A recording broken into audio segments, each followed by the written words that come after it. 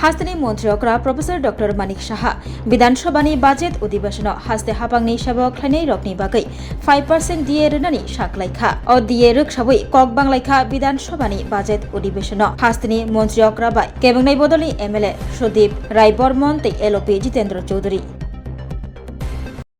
Financial constant তো আছে বলা, তবুও আমি রাজ্যের কর্মচারী এবং পেনশনারদের স্বার্থে 5% ডিআর ঘোষণা করছি। এই বাড়তি ডিএ বা ডিআর আগামী অর্থ বছরের 1 এপ্রিল 2026 থেকে কার্যকর হবে এবং এতে উপকৃত হবেন মোট 1,02,563 রেগুলার কর্মচারী এবং 81,019 পেনশনার এবং ফ্যামিলি পেনশনার। তাছাড়া অনিয়মিত কর্মচারী যারা আছেন বা কর্মীগণ এতে উপকৃত হবেন। এতে মোট ব্যয় হবে বার্ষিক প্রায় 500 কোটি। ধন্যবাদ।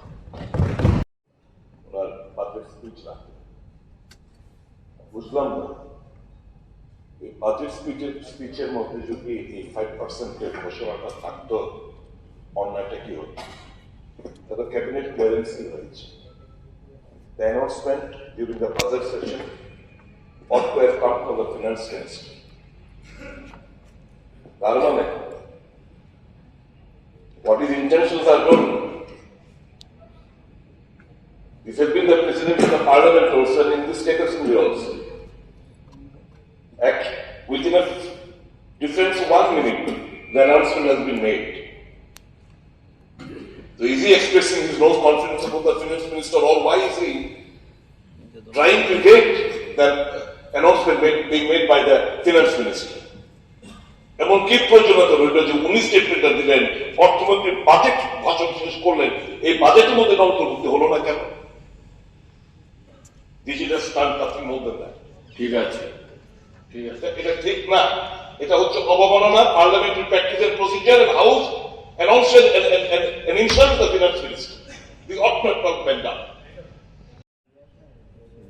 মাননীয় মুখ্যমন্ত্রী 5% দিয়ে ঘোষণা করেছে, ধন্যবাদ।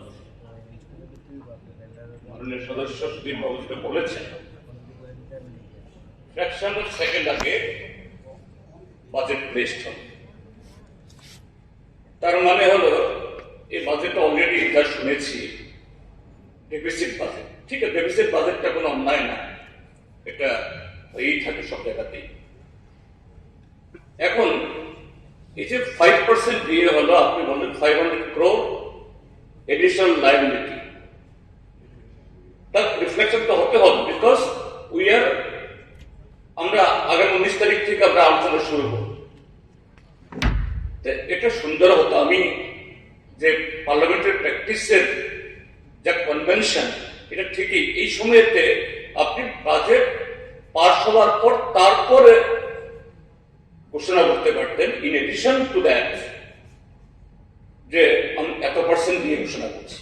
এটা ঠিকই, এটা যে কনভেনশন এবং যে মাননীয় অর্থমন্ত্রী যে বাজেট পেশ করলেন, এটা ঠিক, তার সাথে এটাকে সাহায্যপূর্ণ হলো না। নাম্বার 1। নাম্বার 2 যেটা বলছি, ঠিক আছে, আপনি 5% দিয়ে দিন, হোয়াট ইজ দি ডিউ? কত % ডিউ থেকে আপনি 5% দিলেন, আর ডিউ কত থাকবে, পাওনা কত থাকবে এই 5% দেওয়ার পর? এটাও যদি কাইন্ডলি বলেন, তাহলে আমাদের রাজ্যে কর্মচারী কুল এবং সবাই যারা বেনিফিশিয়ারি তারা আশ্বস্ত হবে। মাননীয় মুখ্যমন্ত্রী যদি এটা